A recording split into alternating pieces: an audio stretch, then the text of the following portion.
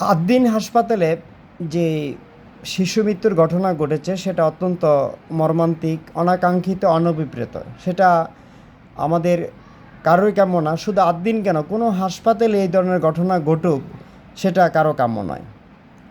এই যে মর্মান্তিক ঘটনাটি ঘটেছে, এটার পিছনে কারা দায়ী সেটা সঠিক তদন্ত করে তাদেরকে বিচারের আওতায় নিয়ে আসতে হবে।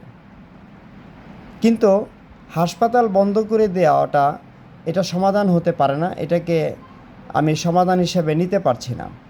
শুধু এটা আদ্দিনের ক্ষেত্রে নয়, বাংলাদেশে অনেক সরকারি বেসরকারি মেডিকেল রয়েছে, হাসপাতাল রয়েছে, কলেজ রয়েছে, যেখানে সব জায়গায় কম বেশি অনিয়ম, বিশৃঙ্খলা, অব্যবস্থাপনা রয়েছে।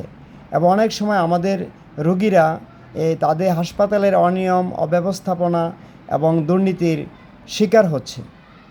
তা আমরা যেখানে সেবা নিতে যাই সেখানে যদি আমরা গিয়ে হয়রানির শিকার হই, তাহলে তো এটা সত্যি অনাকাঙ্ক্ষিত, অনভিপ্রেত, দুঃখজনক একটি ঘটনা। তাই আসুন, আমাদের যে চিকিৎসা ব্যবস্থা, আমাদের হাসপাতাল, মেডিকেল কলেজ যেগুলি রয়েছে, সরকারি বেসরকারি, সকল ক্ষেত্রে যাতে সব ধরনের অনিয়ম দূর হয় এবং যারা অনিয়মের সাথে জড়িত তাদেরকে আমরা বিচারের কাঠগড়ায় দাঁড় করাই। আমাদের স্বাস্থ্য খাত, চিকিৎসা খাত, এটা একটা সেবা খাত, এটা যাতে সুরক্ষিত থাকে, এখানে প্রত্যেকটা হাসপাতাল যাতে মানুষের আস্থায় পরিণত হয়, এটা সরকারকে নিশ্চিত করতে হবে।